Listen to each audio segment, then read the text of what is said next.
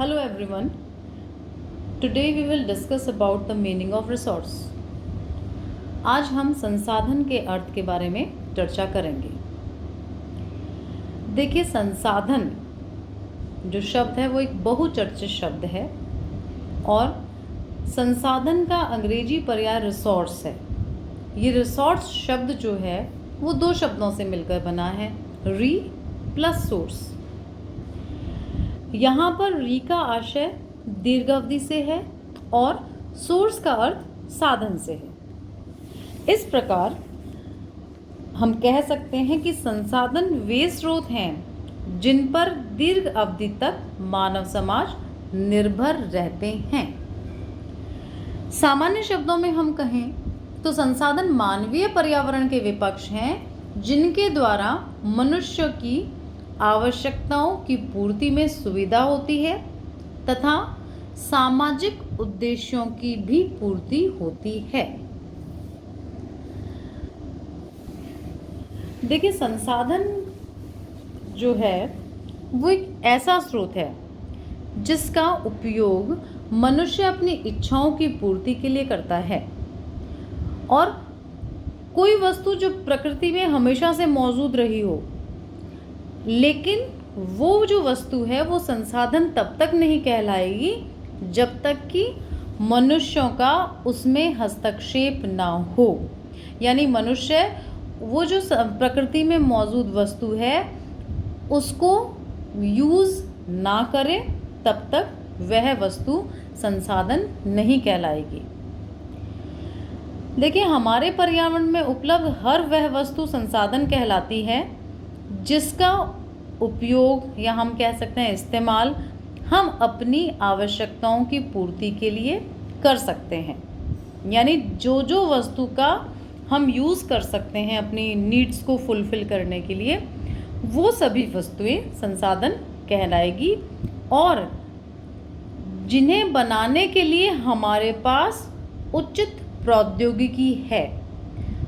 यानी हमारे पास वो उन वस्तुओं को अपने अनुसार डालने के लिए कि हम उनका उपयोग में ले सकें, उनके लिए टेक्नोलॉजी अवेलेबल है हमारे पास, तब वह वस्तु संसाधन कहलाएगी और उसका इस्तेमाल जो है वो सांस्कृतिक रूप से भी मान्य होना चाहिए।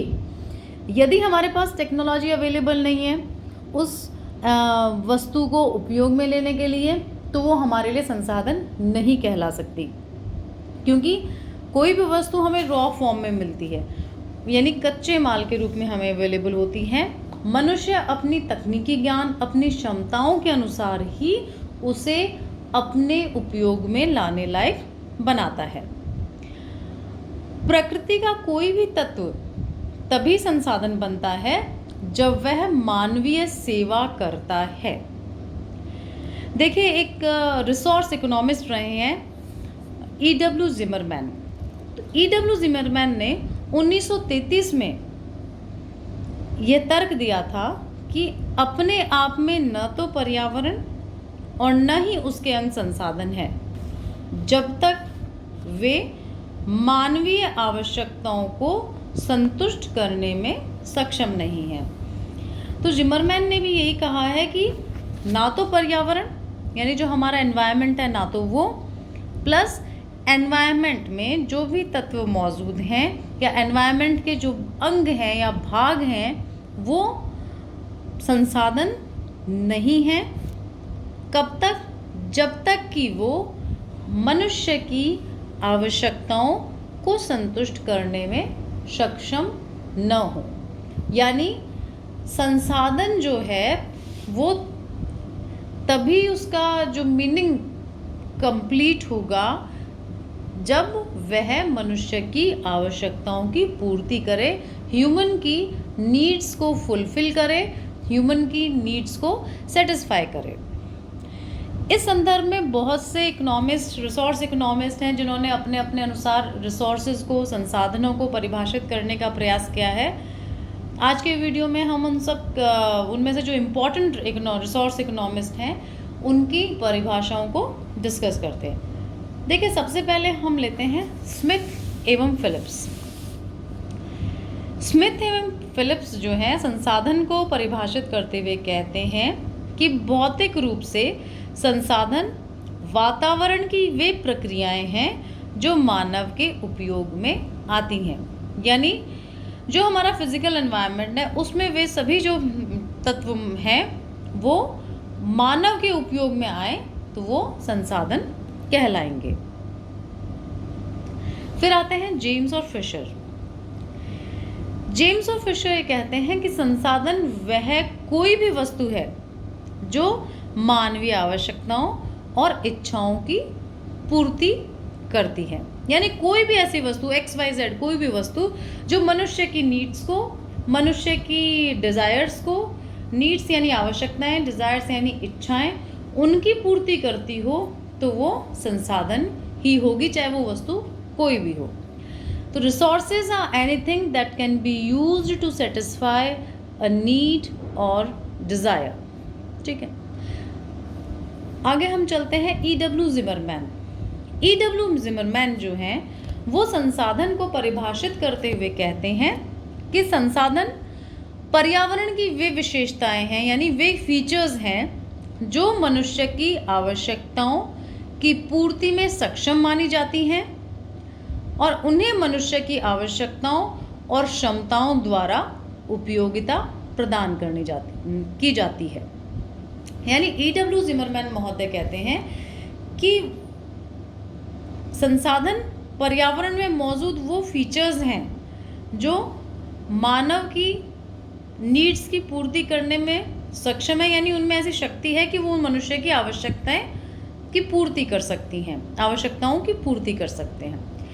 और साथ ही साथ वे कहते हैं कि इन विशेषताओं को, यानी ये जो फीचर्स हैं एनवायरनमेंट के ये जो विशेषताएं हैं, तत्व हैं, उन्हें जो मनुष्य जो है वो अपनी आवश्यकताओं यानी नीड्स, उसे क्या चाहिए उनके अनुसार और उन क्षमताओं के द्वारा उपयोगिता प्रदान करता है। क्षमताओं के मतलब मनुष्य में जो तकनीकी ज्ञान है, टेक्नोलॉजिकल नॉलेज है, वो किस लेवल का है कि अगर वो टेक्नोलॉजिकल लेवल बहुत उसमें एक्सपर्ट है मनुष्य, तो वो उनको अपने अनुसार ढाल सकता है।